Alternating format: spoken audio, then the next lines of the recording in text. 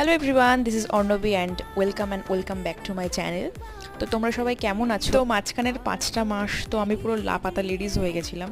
আমি প্রায় ইউটিউব থেকে লিভ নিয়ে নিয়েছিলাম বললেই চলে, কারণ এত দিন পরে আমি আবার একটা ভ্লগ দিচ্ছি, তাও মিনি ভ্লগ। যাই হোক, ডিউ টু সাম রিজন আমি ভিডিও করতে পারছিলাম না, মানে আমি সেরকম সিচুয়েশনে ছিলাম না। তো আমি আবার ব্যাক করলাম, তোমাদের সাথে এবার টুকটাক ভিডিও শেয়ার করব। তো এই দিন আমি বেরিয়েছিলাম বোনকে নিয়ে জগদ্ধাত্রী ঠাকুর দেখার জন্য। আর তোমরা মোটামুটি সকলেই জানো যে আমি বসিরহাটেই থাকি, আর বসিরহাটে জগদ্ধাত্রী ঠাকুর ওই হাতে গোনা কয়েকটাই হয়, বেশ বড় করে দুর্গাপুজো কালী পুজোর মতো অতটাও হয় না আর কি।